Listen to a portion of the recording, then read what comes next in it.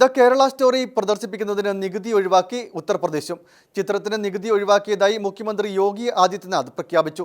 The Kerala story Bengal നിരോധിച്ചതിന് പിന്നാലെയാണ് നികുതി ഒഴിവാക്കാൻ ഉത്തർപ്രദേശ് സർക്കാരിന്റെ തീരുമാനം.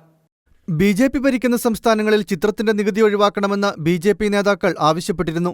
ചിത്രം കൂടുതൽ സ്ഥലങ്ങളിൽ പ്രദർശിപ്പിക്കുന്നത് ലക്ഷ്യമിട്ടാണ് നികുതി ഒഴിവാക്കണമെന്ന ആവശ്യം ഉയർന്നത്. ഇതിനു മുൻപ് മധ്യപ്രദേശ് സർക്കാരും ചിത്രത്തിന്റെ നികുതി ഒഴിവാക്കിയിരുന്നു. വളച്ചൊടിക്കപ്പെട്ട കഥയാണ് കേരള സ്റ്റോറിയുടേതെന്ന് കുറ്റപ്പെടുത്തിയാണ് ബംഗാളിൽ മുഖ്യമന്ത്രി മമതാ ബാനർജി ചിത്രത്തിന്റെ പ്രദർശനം നിരോധിച്ചത്. പ്രേക്ഷകരുടെ കുറവും ക്രമസമാധാന പ്രശ്നങ്ങളും ചൂണ്ടിക്കാട്ടി സിനിമയുടെ പ്രദർശനം തമിഴ്നാട്ടിലെ മൾട്ടിപ്ലക്സുകൾ റദ്ദാക്കിയിരുന്നു. റിലീസ് ദിവസം ദ കേരള സ്റ്റോറി കേരളത്തിൽ 20ഓളം തിയേറ്ററുകളിലാണ് പ്രദർശിപ്പിച്ചത്. അതിനിടെ പശ്ചിമ ബംഗാളിൽ പ്രദർശനം വിലക്കിയ മുഖ്യമന്ത്രി മമതാ ബാനർജിയുടെ നടപടിക്കെതിരെ ചിത്രത്തിന്റെ അണിയറ പ്രവർത്തകർ സുപ്രീം കോടതിയെ സമീപിക്കാനൊരുങ്ങുകയാണ്.